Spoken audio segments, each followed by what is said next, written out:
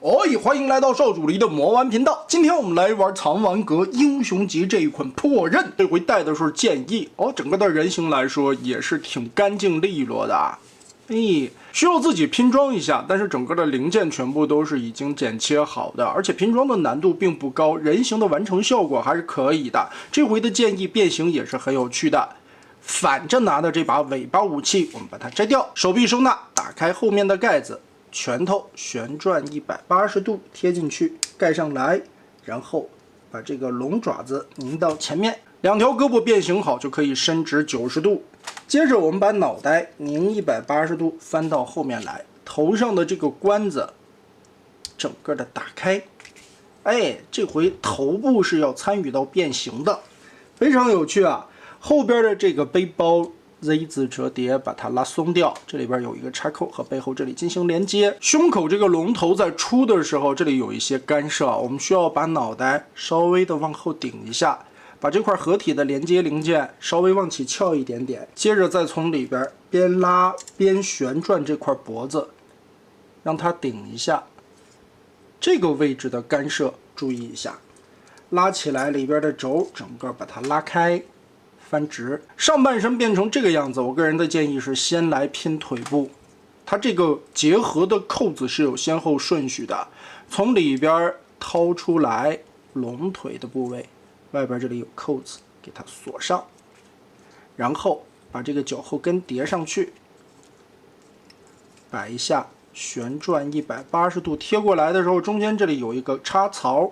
對應襠部後方。兩條腿都折出來，把中間的插扣对在一起，同時的锁在屁股上。这個位置的扣子在夠的時候啊，你還是需要調整這裡的雙段關節，因為沒有限位點嘛。後腿擺到正確的角度上，從中間這裡連桿的位置鑽過來，把後邊這一節背甲和小腿上面的扣子進行連接鎖住。現在中間懸空的部位。再把脖子旋轉180度，腦門的缺口剛好插到這個軸的中央，冠子上邊有一個插口，跟下方這裡進行連接，這樣大腦袋的後腦勺形成了背部，頭冠立起的部分就變成了中間一端的棘刺，下方龍脖子扣回來，中間連接的鎖扣點插住，唯一就是這個組合的圓盤會錄在龍的腦袋後面啊。稍微有些可惜，不過這麼點的一個小玩具，再加上它又是一個贈送的特點形式啊，也就不奢求啥了。好，尾巴一插，這只小劍龍我們就變形完成了。樣子來說還是挺可愛的，劍龍一些該有的特徵也能很明顯的表達出來。其實我挺喜歡這一塊腦袋藏到背後的設計啊，在有限的零件和結構之上，還做的特別是那個味道。合體的模式也很簡單，把這一塊武器拔掉。手臂旋轉折動一下，然後放下來，前裙甲跟這樣打開，後腿打開插扣，再旋轉翻上來，這個位置需要把腳尖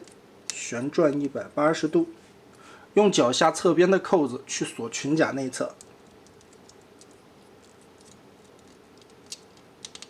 雙腿貼放好，把脖子的插扣打開。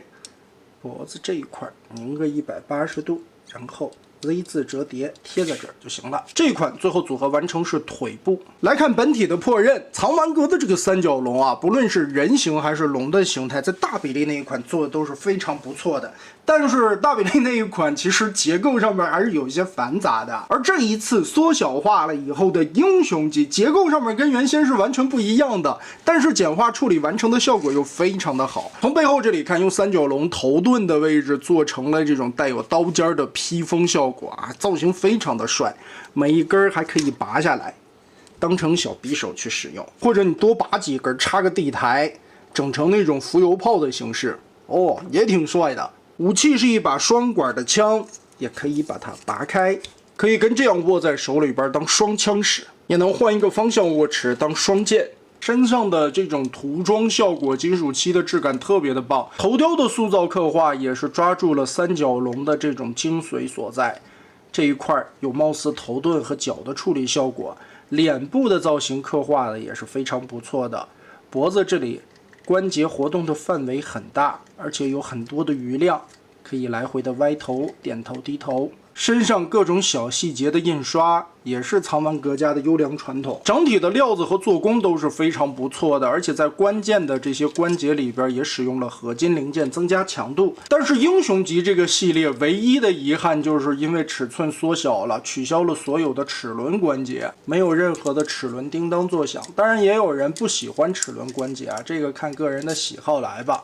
手腕可以旋轉，是4指连在一起的可动手，腰部左右活動也不會干涉。前裙甲這裡有一個根部的雙段活動，軸還挺粗的。這一塊其實是組合手臂的肘關節，你在人形的時候可以當成彎腰關節去使用。除此之外，在胯部這裡還涉及了一個變形結構的胯部下拉，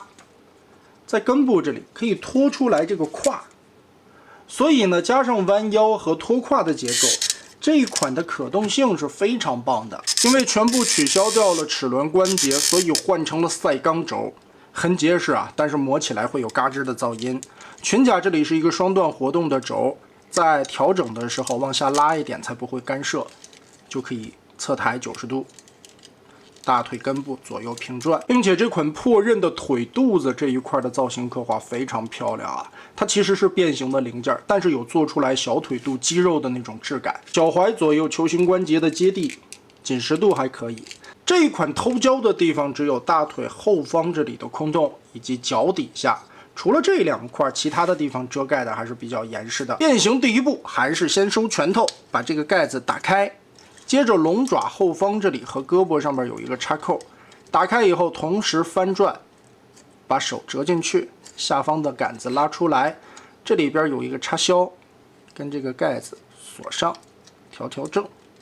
然後把爪子折正。胸甲90度卸開裡邊的插扣，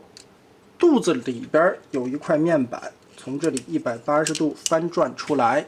然後再擰一圈，這一塊是龍形的喉結位置吧，相當於腦袋順着這中間的窟窿180度折進去，就可以把這塊蓋回來，扣上。龍頭兩個腳同時立起來，在翻折頭盾之前，我們需要挪一下肩胛這個位置，這一塊不然會和頭盾的側面這裡有干涉啊。注意看，在肩膀這裡有一個凹槽處，我們要整個的把肩胛扣到最底下，讓這個凹槽落下去，緊緊的貼在一起。當然，你在人形的時候，為了擺可動的效果呢，需要把這個雙關節往上提一檔，這個樣子才不影響胳膊的平舉。把它鎖下來，緊緊的貼放。哎，這個時候把兩個肩膀90度抬過來，讓開頭盾兩側的避讓位置，我們就可以順着根部的這個軸，給它折過來。注意，它這個地方其實也是兩段關節啊。下方這裡還有一段往前翻的軸，這個軸是不要動，在合體的時候用到的。我們只從這一塊的根部折。好，大概其折到這個位置就可以了。胸甲和脖子往回扣合，從裡邊看一下貼放的效果，釘在這裡，你的脖子就好看了。翻到龍背上看一下，頭盾撩起來，中間這裡是合體的關節，我們需要往下壓一下，壓一個大概45度，讓它貼放到最小的幅度。這個時候，肩胛這裡的雙段關節軸就要拉起來，旋轉一下，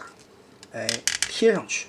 放在這兒。是在這個位置是一個環狀結構的套進去的軸啊，所以呢是完全不干涉的。所以當你最後肩胛的部位鎖定了以後，這一塊的前肢也是不影響活動的。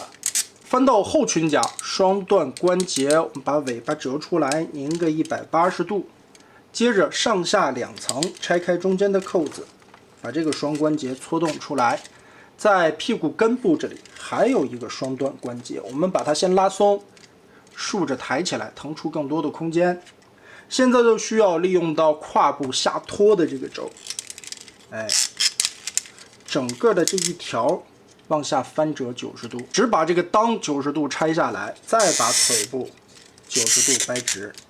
等於是變相的拉長了一下身體。側裙甲裡邊打開，順着這裡翻開這一片，然後順着球形關節往前旋轉，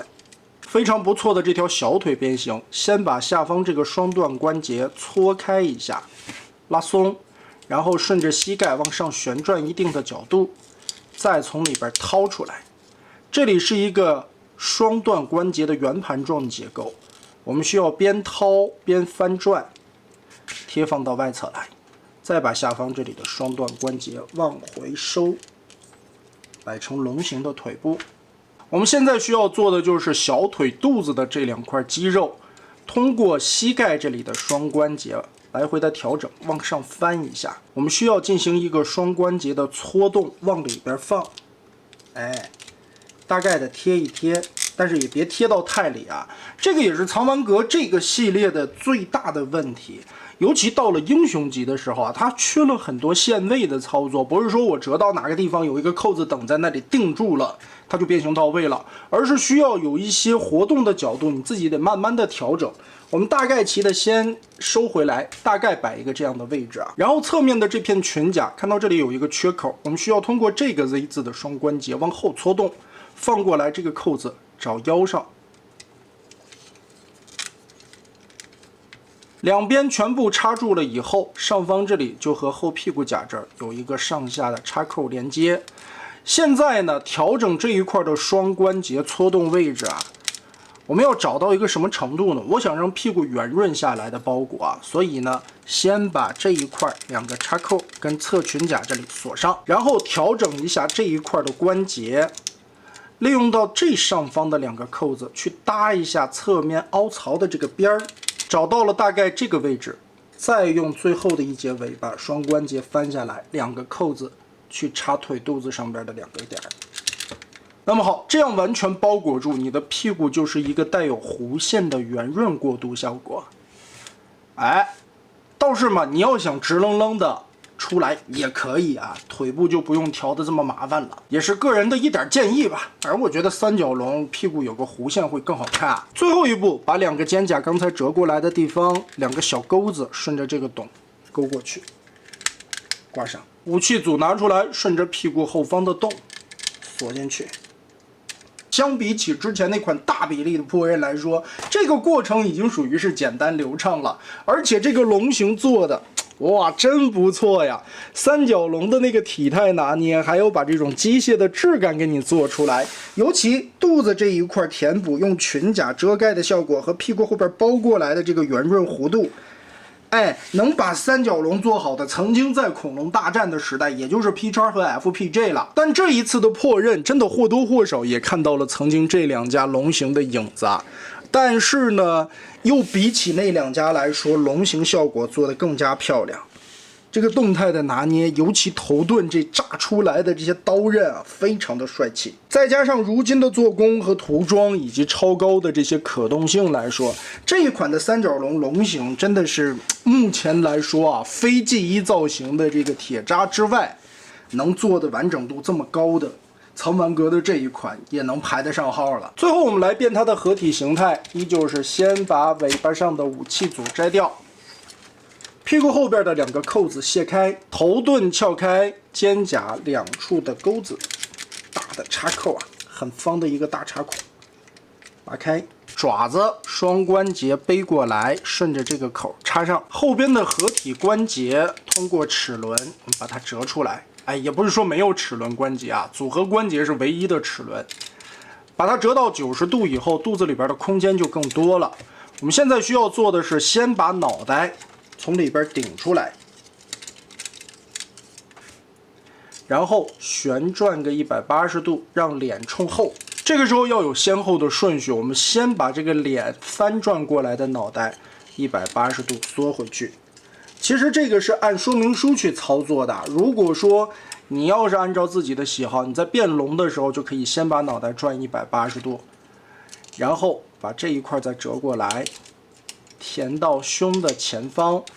目的是啥呢？因為臉型是尖的，口罩的臉型是尖的，你這塊脖子的甲裝回去之後，通過這個 C 槽才可以完全的貼放疊進去。這樣就不干涉了。如果你腦袋不轉的話，這塊是疊不進去的。這裡面藏好之後，我們又要過這個頭盾了。其實這一塊挺干涉的，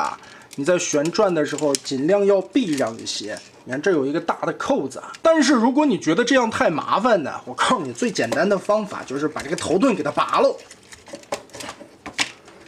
因為在開盒的時候，這個就是一個拆分的狀態嘛。但是作為大家的賽博說明書，我還是盡量做一體變形吧。主要的原因是头盾這個地方沒有折疊的角度啊，餘量給的不夠。我們現在需要做的就是順着根部，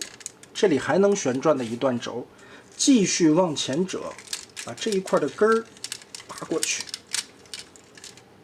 讓這個空間有更大的活動範圍。接着胳膊讓一下，頭其實可以稍微的通過球冠往外扭一扭，胳膊肘的雙關節疊放過来，然後肩胛扣到底，放在这儿就行了。现在这里有一个合金的插桩，最终目的啊，我们是要插头盾边缘的这个孔，把这儿给它扣上。好，扣上这个扣子，我们这上半身基本上就算变形到位了。但问题又出现了，当你扣完了一条胳膊，想要再扣另一条胳膊的时候，就更没有余量了。这个时候会更不好操作，也是得抱在怀裡仔細的去調整，才能把這兩側的金屬軸和中間的球形關節同時三項插在一起，才能把這個頭盾立起來。而且這個胳膊啊，並不是橫平豎直的擺放的。稍微得帶一點角度。如果說你把這個肩胛掰到太橫平豎直的時候，這兩個扣子會頂着中間的這個球冠脫出。在新手第一次把玩操作的時候，尤其它的說明書畫得很迷惑啊，這樣就會導致了很多人變形混亂，研究它就挺費時間的。練到這一步，我們就可以再把後裙甲和側裙甲中間連接的扣子給它拆開，拉鬆，尾巴折起來。然後把這兩條腿先給它拖出，解放開，中間的扣子拆鬆。現在我們需要把側裙甲和腰部連接的扣子打鬆，翻轉180度，把這個腿部掰過來，先旋轉外側一圈，再往內旋轉這個軸，把它鎖好。然後順着大腿根旋轉180度，擰到後方，掰直。中間的兩個插扣結合在一起，側裙甲這個時候通過外側的扣子插在大腿上，找準鎖住前裙甲這裡雙關節，我們先撩開，然後把這兩片包下來，這一塊是要往下搓動的，把這個雙關節搓下來，後裙甲兩段90度折疊，把金色的尾巴尖插進去。然後通過根部的雙關節，又是一個往下拉的搓動，搓下來以後，側面的兩個扣子對應的是膝蓋內側的兩個扣點，再通過這一塊的雙關節往上抬，兩個爪子就貼在這兒就行了，它並沒有鎖扣點，順着手腕的滑槽給它插到底，上方的蓋板折下來，跟紅色裙甲前方這個扣子掛上，最後順着腰部關節90度擰過來。應龍衛啊，我個人感覺這一套應該會是英雄級小比例先組合起來，看目前的進度來說啊。但是這一條胳膊組合完成的效果也是非常不錯的，很閃亮的漆面，加上整個完成的一體性還是非常棒的。就算把大的傳說級算在內，這款英雄級的破刃也是我目前來說對於藏丸閣恐龍裡邊最喜歡的一款。首先人形和偽裝形態做都是非常棒的，能把三角龍的體型做成現在這個樣子，尤其用三角龍的頭盾做成了像肩甲一樣的造型，這一塊的設計感非常的棒，再加上英雄級的這種設計難度並不複雜，把玩的體驗上面其實還很好理解。無奈呀，也是剛才我們說到的3個點：第一個，說明書畫的太凌亂；第二個，在一些結構上面沒有限位的地方，有一些位置你需要不斷的試錯去調整；第三個，就是在干涉變形的時候，有一些地方你要取巧借角度過來。所以這3點也是單單從把玩體驗上面來說啊，除此之外，從造型設計以及它最後的一個塗裝效果、做工用料材質，我覺得這一款都是相當不錯的呀，很棒很棒。玩了這麼多，我們橫向評價一下藏丸閣的應龍衛這些恐龍啊，可能霸王龍設計的是最拉的，而這一款三角龍，我個人感覺是他們家的最高水準，也沒有之一。那麼大家覺得這一次藏丸閣英雄級的破刃做得如何呢？歡迎在評論和彈幕留下你的觀點。這一期咱們就玩到這兒吧。